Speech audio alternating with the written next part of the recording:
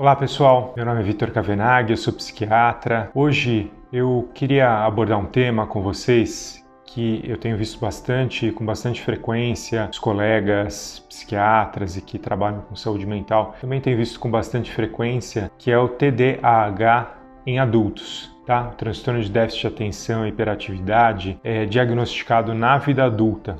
Então é sobre isso que eu queria conversar com vocês hoje. O TDAH é uma condição que muitas vezes está associado à infância, né? É aquela criança que não para quieta, que tem dificuldade na escola, né? Que não consegue ficar sentado por muito tempo, fazendo uma mesma coisa, né? Ou que, por outro lado, fica muito tempo e muitas horas se dedicando, por exemplo, a videogame, né? Que tem dificuldade de controlar impulsos. Então, essa condição, né, o transtorno de déficit de atenção e hiperatividade, causa um prejuízo, né, na infância muito significativo na aprendizagem e no rendimento escolar, e que pode levar a outros problemas também, que quando bem tratado muda drasticamente o curso, né, a história daquela criança, daquela pessoa, né? Mas o que, enfim, eu tenho visto, alguns colegas têm visto, tem sido descrito na literatura, é essa condição em adultos. Adultos, muitas vezes, que, inclusive quando a gente busca na história clínica, que talvez tinham alguns desses sintomas, alguns desses componentes, mas que não tinham um prejuízo significativo lá na vida e na época escolar. É uma condição que, se a gente for fazer uma pesquisa, como já foi feito, levantamentos mundiais, né, a prevalência no mundo gira ao redor de 4%. Países em desenvolvimento, isso vai lá para 1,9%, né, ou seja, quase 2 pessoas em 100 teriam diagnóstico dessa condição, né, em adultos. E em países em desenvolvimento esse nível é ainda maior, né? Nos Estados Unidos passa da casa de 4%. Então eu atribuo, né, ou pelo menos a minha interpretação desse diagnóstico, dessa condição em adultos que muitas vezes não tinham isso na infância, é que a gente vive uma sociedade que é uma incubadora de TDAH, né? Seja pelo excesso de estímulos que a gente tem, excesso de atividades prazerosas, excesso de informações e as informações com uma velocidade muito rápida que chegam para a gente, né? O smartphone na nossa mão, né? Agora alguns com inteligência artificial, inclusive embutida neles, na nossa mão, e o tempo todo a gente sendo acionado por mensagens, por notícias, por feed, né?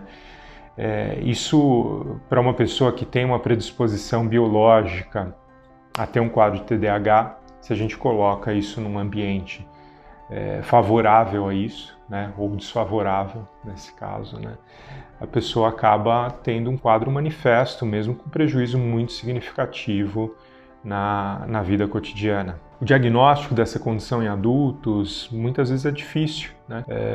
Às vezes a gente busca informações, né, da vida passada, às vezes a gente encontra elementos já na infância, mas que, obviamente, como eu disse, eram sintomas que a pessoa tinha alguma funcionalidade. Às vezes a gente convoca algum familiar, uma pessoa próxima, para também identificar, né, a presença desses sintomas em mais de um ambiente, que é um fator significativo para a gente, né? Então, é um quadro que está presente não só no trabalho, não só em casa, mas ele tem uma dominância, né, de vários ambientes. A pessoa apresenta o sintoma, né, os sintomas. E muitas vezes a gente precisa diferenciar de outras condições, de outros transtornos mentais que também têm sintomas que se sobrepõem a ele e que em algumas situações, inclusive, acontecem simultaneamente. E que aí a gente precisa hierarquizar o tratamento, né? Por exemplo, uma pessoa com um quadro de depressão, né, um quadro de agitação dentro de um transtorno bipolar, a gente precisa tratar isso primeiro,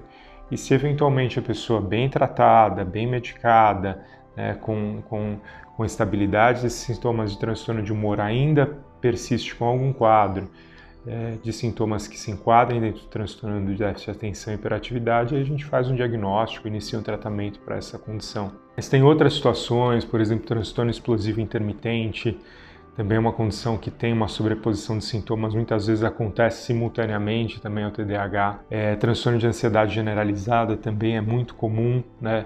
E também tem uma sobreposição de sintomas, às vezes acontece simultaneamente ao TDAH. E uma comorbidade que também a gente vê pela própria característica do TDAH em adulto, né, quando está presente na vida adulta, é o uso de substâncias, às vezes o álcool, outras substâncias ilícitas, né, o que traz um prejuízo muito significativo para a pessoa e para as pessoas que estão em volta dessa pessoa acometida, né, pelo quadro. Vale lembrar, falando também do TDAH em adultos, né, que algumas crianças, quando bem tratadas, quando bem acompanhadas, tratamento, claro, não é só medicação, mas é uma série de abordagens e técnicas comportamentais que podem auxiliar. Bem tratada, algumas e muitas crianças, na verdade, acabam que na vida adulta não tem esse diagnóstico mais, né, passam a ter uma vida sem esse tipo de prejuízo. Então tem esse caminho inverso também, da mesma forma que existe a possibilidade de crianças, de adultos sem diagnóstico na infância terem esse diagnóstico na vida adulta, também existe o caminho inverso, né? Crianças que tinham diagnóstico na infância e que no decorrer do tempo passam a ter uma melhora clínica significativa, né? E não ter mais essa manifestação e esse prejuízo sintomático. Então eu queria comentar isso com você, porque é uma condição que eu tenho visto, tem uma influência ambiental muito significativa e traz um prejuízo funcional muito significativo, do ponto de vista ocupacional, pessoal, né, financeiro para as pessoas acometidas, e que existe um tratamento, pode ser medicamentoso, comportamental, psicoterapêutico, né, e que pode mudar significativamente, drasticamente o rumo da vida das pessoas acometidas, tá bom? Se você conhece alguém que tem uma condição assim, que tem algum prejuízo, encaminhe esse vídeo para essa pessoa, para a gente estar conversando, para a gente desestigmatizar, né, as condições de saúde mental, que isso vai ter um impacto muito significativo para a vida dela e para a vida das pessoas que estão ao redor também. Um grande abraço para você e eu te espero na próxima conversa.